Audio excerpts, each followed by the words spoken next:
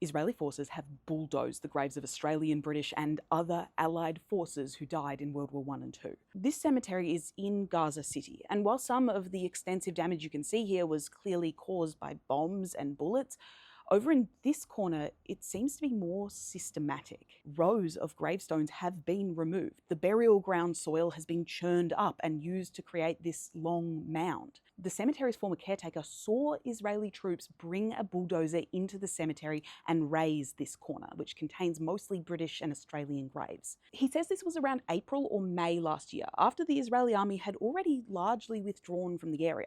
However, the Israeli Defense Force claims it was done while the area was an active combat zone. That, in their words, terrorists who were attacking IDF troops took cover in nearby buildings and operational measures were taken to neutralize identified threats. They also claimed that underground terrorist infrastructure was found in and around the cemetery. There's no accidental damage in Gaza. The Israeli Defense Force can hit whatever it likes in whatever way it likes, and it chose to destroy these graves without informing Australia, and indeed, allegedly in pursuit of Hamas terrorists, but we don't know that.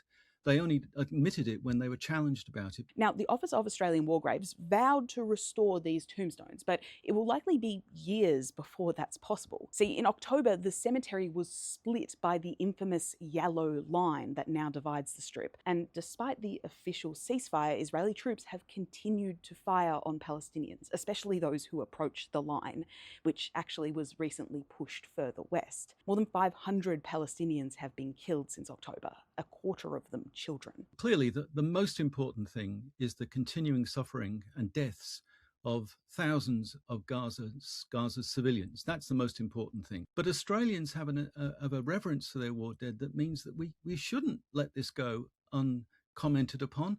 We shouldn't let it go and just say, oh, well, these things happen in war. No, these things were deliberate. Our Prime Minister, Anthony Albanese, should raise this matter with President Herzog. He's got him across the table in the next armchair. He should be saying, what the are you doing by desecrating Australian graves?